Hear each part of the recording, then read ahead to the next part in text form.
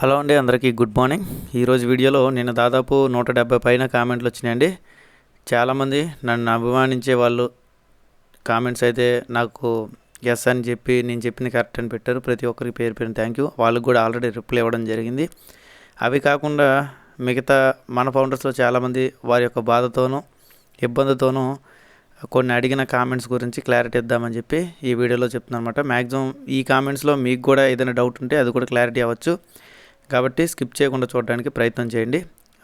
Interlink video చేద్దాం అనుకున్నాను బేసిక్గా, కానీ డౌట్స్ ఉన్నప్పుడు ఆ డౌట్ క్లారిఫై చేస్తే మనం ప్రశాంతంగా చేసుకోవచ్చు అని చెప్పి క్లారిటీ ఇస్తుంది అనమాట. ఓకే, ఇలాంటి డౌట్ క్లారిఫికేషన్ మీకు నచ్చినట్టయితే లైక్ చేయండి, ఇన్ఫర్మేటివ్ కనిపిస్తే తప్పకుండా షేర్ చేయండి. అలాగే మన ఛానల్ ఇంకా సబ్స్క్రైబ్ చేసుకోకపోతే సబ్స్క్రైబ్ చేసుకొని సపోర్ట్ చేయండి. ముందుగా వచ్చిన కామెంట్ వచ్చేసి, జీకే గారు మీ అభిప్రాయం చెప్పండి, 2027 ఏప్రిల్కైనా సరే వస్తుందా అని చెప్పి ఈయన పెట్టారన్నమాట. అంటే రెండో కామెంట్ కూడా పెట్టారు, దాంట్లో క్లియర్గా పెట్టారన్నమాట. ఈయనే నేను చెప్పేది ఒకటేనండి, బేసిక్గా పలానా టైంకి వస్తుంది పలానా టైంకి రాదని చెప్పడానికి కంపెనీ సైడ్ నుంచి ఎటువంటి అఫీషియల్ ఇన్ఫర్మేషన్లు లేవు. కేవలం ఎల్సీ మెంబర్స్ అయినా పోనీ ఇచ్చారని చెప్పి నేను మార్నింగ్ మొత్తం అన్నీ చెక్ చేశా. రెడ్ రెఫరెన్ గారు కూడా దాదాపు 10 రోజులు బట్టి వీడియోలు పెట్టడం మానేశాడు. క్రిస్ జాన్సన్ సారు నెల అయిపోయింది. దాని తర్వాత జూలీ మేడం పెడుతుంది, కానీ వాళ్ళ పాప వాలీబాల్ ఏదో ఆడుతుంది కదా, ఆ వీడియోలు పెట్టుకుంటుంది అంతే. మన తెలుగు లీడర్లు అందరూ కూడా పూర్తిగా సైలెంట్ అయిపోయారు. ఎందుకంటే వాళ్ళు చేయాల్సిన అవడంలో వాళ్ళు ఉన్నారు తప్ప బేసిక్గా మన గురించి వాళ్ళు పట్టించుకోరు. వాళ్ళకి కావాల్సింది ఏంటి, టీం కావాలి, టీం ద్వారా డబ్బులు కావాలి. అప్పట్లో మనం వద్దన్నా సరే వారానికి 2-3 జూమ్ మీటింగ్లు కూడా పెట్టేవాళ్ళు. బట్ ఇప్పుడు జూమ్ మీటింగ్లు అని పెట్టడం కాదు, కనీసం వాయిస్ మెసేజ్లు కూడా పెట్టట్లే వాళ్ళు. కాబట్టి మీరు అర్థం చేసుకోండి, ఇలాంటి లీడర్లు మనం నమ్మి తోపు తరుము లీడర్లని మనం చెప్పుకున్నాం అంతే బేసిక్గా. కానీ వాళ్ళు తోపు తరుము లీడర్లు కాదు, కేవలం వాళ్ళ అవసరాల కోసం వాళ్ళు చేసుకునే వాళ్ళు అంతే. ఓకే, అర్థం చేసుకోండి. ఓకే, నెక్స్ట్ క్వశ్చన్ వచ్చేసి, ఆన్ ప్యాస్ ఎప్పటికైనా వస్తుందా పోయిందా? సేమ్ ఇదే క్లారిఫికేషన్ మీకు కూడానండి. బేసిక్గా వెబ్సైట్ అనేది మాత్రం 2028 దాకా ఉంది. ఆన్ ప్యాస్ వెబ్సైట్ రిజిస్ట్రేషన్ మనం నిన్న చూపించాం డొమైన్లో. అలాగే విక్టరీ విత్ యాష్ వచ్చి 2030 దాకా ఉంది. డొమైన్ రిజిస్ట్రేషన్లు అయితే ఉన్నాయి, కానీ ప్రజెంట్ కంపెనీ ఎక్కడ ఉంది, ఎంతమంది ఎంప్లాయీస్ పనిచేస్తున్నారు, ఏంటి కథ అనేది మాత్రం ఎవరికి కూడా తెలియదు. ఓకే, వెబ్సైట్లు నమ్మి మరి మనం ముందుకెళ్ళొచ్చా, నమ్మకం పెట్టుకోవచ్చా అంటే మనకు తెలియదండి. ఎందుకంటే వెబ్సైట్ అనేది 5,000, 6,000, 10,000 పెడితే మనకు కూడా ఒక వెబ్సైట్ డొమైన్ ఇచ్చేస్తారు, అది పెద్ద ఇష్యూ కాదు. కానీ పనితీరు బట్టి మనం చెప్పగలం ఎప్పటికల్లా వస్తుంది ఎప్పటికల్లా రాదనేది. ఓకే, ఇది కూడా మీకు క్లారిటీ అనుకుంటున్నాను. ప్రజెంట్ అయితే మన పనులు మనం చేసుకోవడం చాలా చాలా ముఖ్యం. నేను ఎప్పటి నుంచో చెప్తున్నాను, ఎన్నో సంవత్సరాలు బట్టి. ఓకే, నెక్స్ట్, కంపెనీ వెళ్ళిపోయే ముందు ఇవన్నీ తప్పులు చేసి ఉంటారు, ఇప్పుడు కంపెనీ ఎగిరిపోయింది అంటారా? మన బతుకులు ఇంతేనా? కంపెనీ మీద చాలా నమ్మకాలు పెట్టుకున్నాం కదా, అవన్నీ కూడా ఆశలు అడియాసలు అయిపోయినట్టే, నమ్మకం వదిలేయమంటారా అన్నట్టుగా అడిగారన్నమాట. నేను ఒకటే చెప్తానండి, ఇక్కడ నమ్మకం అంటారా, ముందు మన మీద మనం నమ్మకం పెట్టుకోవాలి. మన మీద అంటే మన పని మీద, మనం ఏదైతే సొంతంగా చేస్తామో మన పని మీద మనం నమ్మకం పెట్టుకుని ముందుకు వెళ్ళడమే. కంపెనీ అంటారా, అది డబ్బులు ఇస్తే తీసుకుంటాం, ఇవ్వకపోతే మనం ఏం చేయలేం కదా. మన దగ్గర చేయడానికి కూడా ఏమీ లేదు, ఎందుకంటే మన ఇండియాలో ఆఫీసులు లేవు. పోనీ వేరే దేశం వెళ్ళి మీరు ఏదైనా చేద్దామన్నా అక్కడ వేరే దేశంలో కూడా ఎక్కడ ఆఫీసులు ఉన్నాయని ఎవరికీ తెలియదు. కాబట్టి మనం చేసేది ఏం లేదండి, వాళ్ళు ఇస్తే తీసుకుంటాం, లేదంటే ఇంక మర్చిపోవడమే. బేసిక్గా ఇంకా ఆ మైండ్ సెట్తో ఉన్నట్టయితేనే మనం ముందుకు వెళ్ళగలం, ఏ బిజినెస్ అయినా ఎలాంటి వాటిల్లో. ఓకే, కాబట్టి నేను చెప్పేది, మీ పనులు మీరు చేసుకుంటూ మీ మీద మీరు ముందుగా నమ్మకంతో ఉండండి. ఓకే, కంపెనీ మీద అతి నమ్మకంతో కాకుండా. నెక్స్ట్,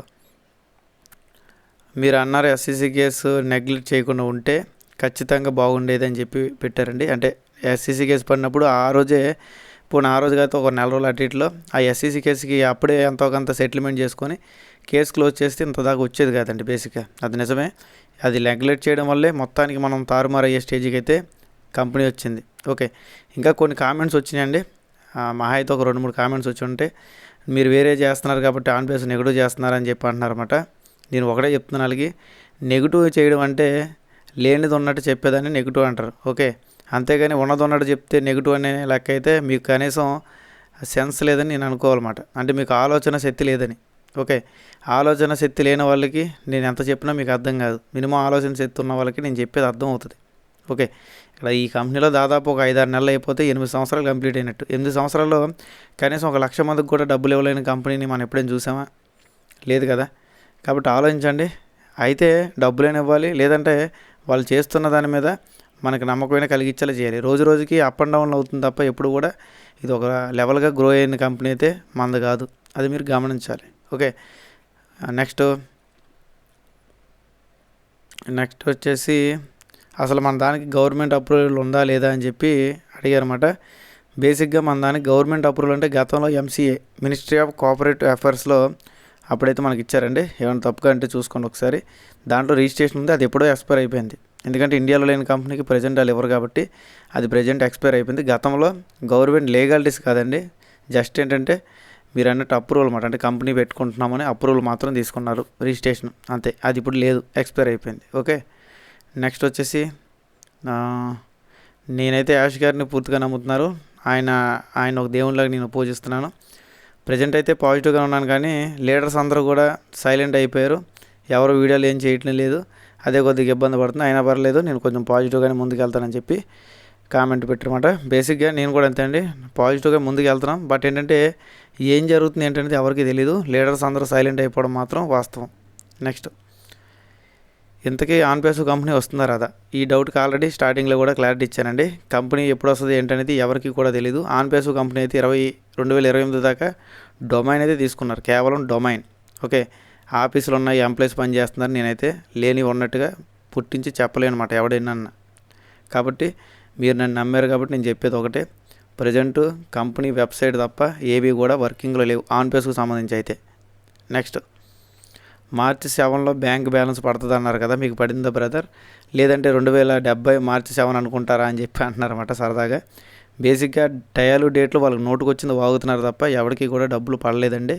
అలాగే డబ్బులు పడుతున్నాయని చెప్పడం కూడా ఫ్రాడ్ మాట. ఎందుకంటే అలాంటి నెగిటివ్ కానీ మీరు నెగిటివ్ అని అనలేకపోతున్నారు, కానీ నిజాలు చెప్పిన నెగిటివ్ అంటున్నారంటే మీరు ఆల్ బ్యాచే కాబట్టి మీకు కావాలంటే వాళ్ళ అప్డేటే చూసుకోండి. మీరు ఊహల్లో బతికేయండి. మీ ఇల్లు కానీ, మీ మైండ్ కానీ, మీ ఆలోచనలు కానీ అన్నీ కూడా నాశనం అయిపోతాయి తప్ప పెద్ద ఉపయోగం ఉండదు. ఎందుకంటే ఊహల్లో బతకడం కాదు, ప్రాక్టికల్గా బతకాలి మనం ఎప్పుడు.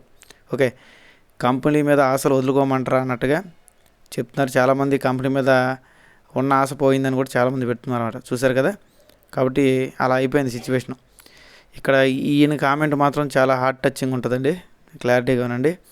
జీకే గారు, నా ఫ్యామిలీలో మొత్తం మీద 9 మెంబర్స్కి నేనైతే రిజిస్ట్రేషన్ ప్లస్ ప్యాకేజీలతో కలిపి 1,94,500 రూపాయలు పెట్టి నేనైతే అమౌంట్ పే చేశాను.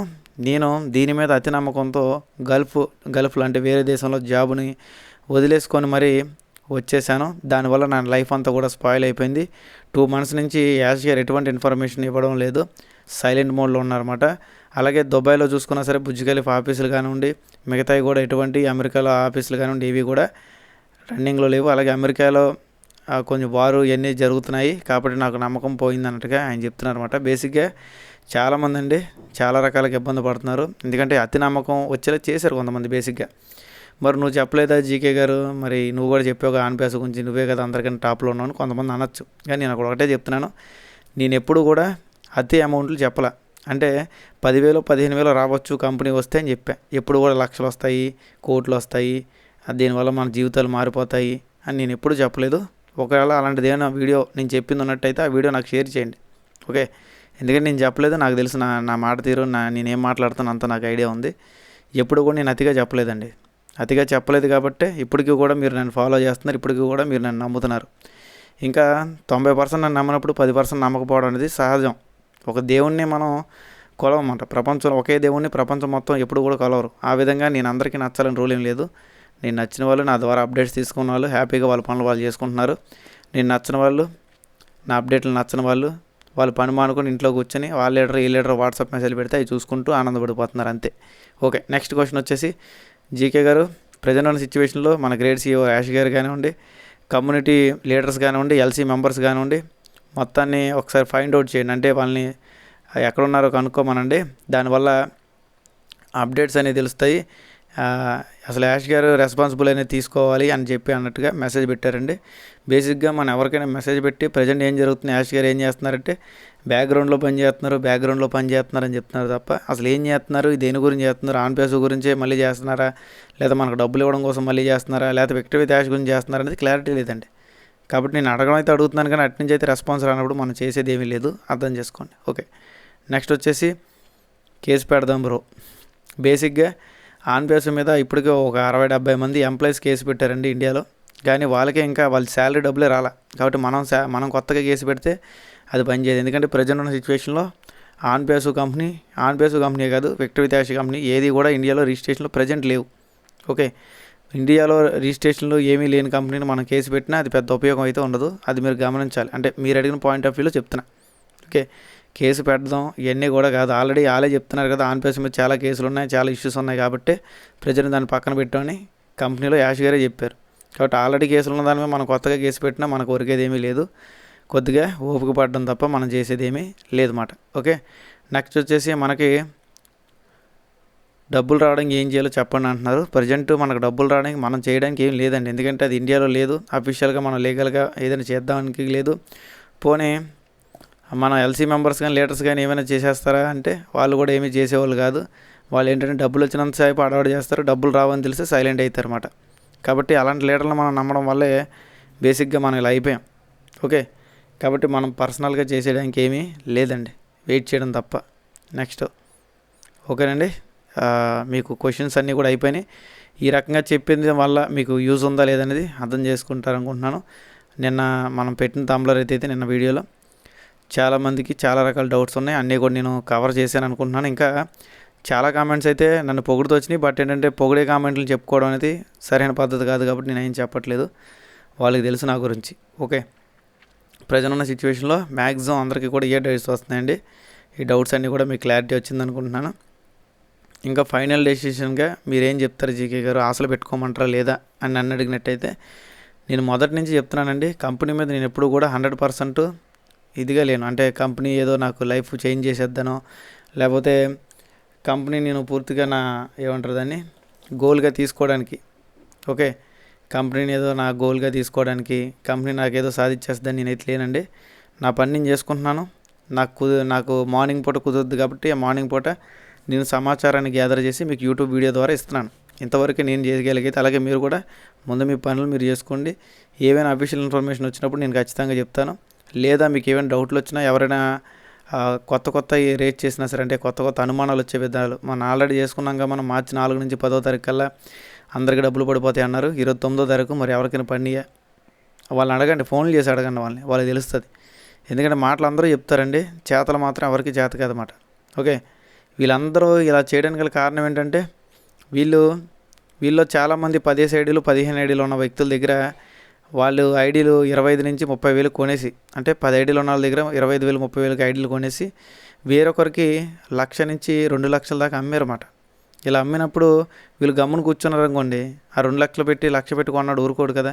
వాళ్ళు ఫోన్ చేసి ఏంటి బాబు కంపెనీ పరిస్థితి ఏంటి, అందరు రాదని చెప్తున్నారు, నువ్వు ఒక్కడికి వద్దని చెప్తున్నావు అంటే వాళ్ళని మభ్య పెట్టడం కోసం వాయిస్లు పెట్టి గ్రూపులు అందరినీ మభ్య పెడుతున్నారు. అంటే ఒకరికిద్దరికి వీళ్ళు సమాధానం చెప్పుకోలేక మిగతా వాళ్ళందరినీ కూడా సేమ్ అదే ట్రాక్లో నడిపిస్తున్నారు. వీళ్ళు కూడా పిచ్చోళ్ళగా వాళ్ళ మాటలు నమ్ముతున్నారు కొంతమంది. మీరు నమ్మండి, నేను ఇప్పుడు కూడా ఇదే చెప్తున్నా. ఫైనల్ మీరు మొత్తం ఇబ్బందులు బాగాలైపోయి రోడ్డు మీద పడిపోయి స్టేజ్కి వచ్చిన తర్వాత జీకే చెప్పింది నిజం అని చెప్పి అప్పుడు నన్ను తలుచుకుంటారన్నమాట. అప్పుడు దాకా నేనైతే మళ్ళీ మీకు పర్సనల్గా చెప్పేది ఏం లేదు. ఎందుకంటే నేను చాలాసార్లు చెప్పాను, అతిగా మోటివేట్ చేసేవాడు మాటలు కాదండి, కరెక్ట్గా వాడి దగ్గర సబ్జెక్ట్ ఉందా లేదనేది మనం చెప్పవచ్చు అన్నమాట. ఓకే, అన్నం ఉడికిందా లేదనేది ఒక పలుకు పట్టుకుంటే చాలు, అన్నం మొత్తం పిసికి చూడవసలా. Okay, thank you. ఈ వీడియోలో అయితే ఇంతే ఉంది. వీడియో నచ్చినట్లయితే లైక్ చేయండి, షేర్ చేయండి, సబ్స్క్రైబ్ చేసుకోండి. అలాగే ఇంటర్లింక్లు ఇంకా రిజిస్ట్రేషన్ చేసుకోకపోతే ఇక్కడ లెఫ్ట్ సైడ్ వీడియో వస్తుంది, దీని మీద క్లిక్ చేసి రిజిస్ట్రేషన్ చేసుకోండి. Thank you all. Me GK looks.